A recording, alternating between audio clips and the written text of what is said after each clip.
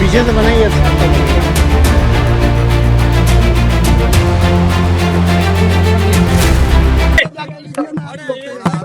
आराम से डाउन कीजिए।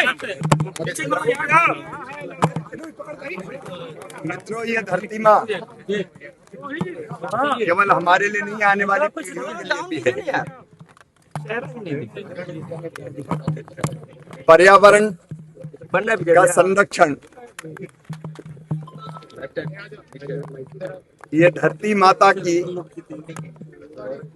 स्वास्थ्य और हरियाली के लिए आवश्यक है। इंसान भी अगर जीते हैं तो ऑक्सीजन लेके, तो पेड़ लगाना मनुष्य मात्र की सेवा है।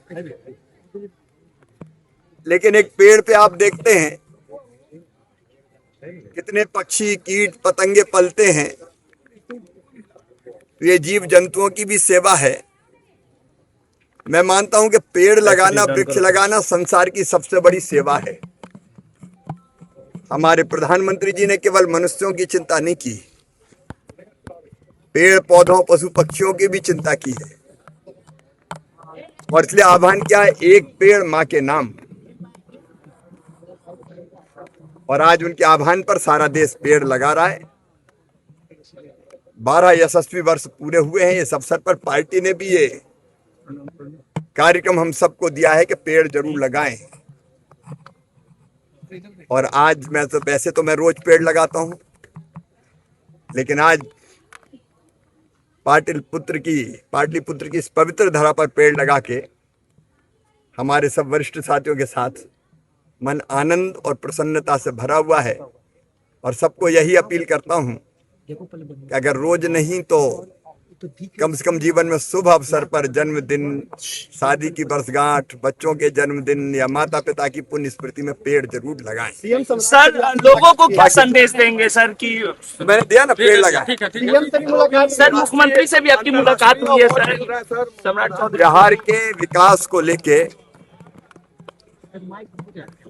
हमारी विस्तार से चर्चा हुई है, विशेषकर 3 विभागों के बारे में। थोड़ा डाउन कीजिए। एक, हमने ग्रामीण विकास विभाग के माध्यम से बिहार में जो गरीब बचे हुए हैं, जिनको मकान अभी नहीं मिले, कच्चे मकानों में रहते, उनको पक्का मकान देने का सर्वे के बाद फिजिकल वेरिफिकेशन का काम पूरा हो गया। 2018 तक के आवास प्लस के जितने पात्र हितग्राही थे उनको मकान में पिछले साल ही हम दे चुके थे। अब बाकी को इस साल से देना प्रारंभ किया जाएगा। विकसित भारत जी राम जी योजना ठीक से लागू हो, इस पर भी विस्तार से बात हुई, क्योंकि गांव के विकास के लिए जी राम जी वरदान साबित होगी। जीविका दीदियां यहाँ कहते हैं, प्रधानमंत्री लखपति दीदी का आह्वान सारे देश से कर रहे, 3 करोड़ बन चुके, उनमें से 48 लाख बिहार से बने। अब 6 करोड़ लखपति दीदी का लक्ष्य पूरा करने के लिए बिहार भी कोई कसर नहीं छोड़ेगा। भारत सरकार पूरा साथ देगी। हमने कृषि के विकास पर भी चर्चा की है। माननीय कृषि मंत्री जी उपस्थित थे, अभी भी हैं। बिहार में ज्यादातर किसान हमारे छोटे किसान हैं।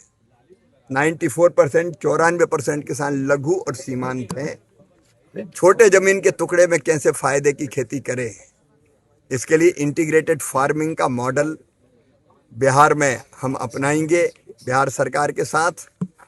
और बिहार की खेती को आगे बढ़ाने के लिए कृषि रोड मैप हमारे तत्कालीन यशस्वी मुख्यमंत्री नीतीश बाबू के समय से बलते चले आए।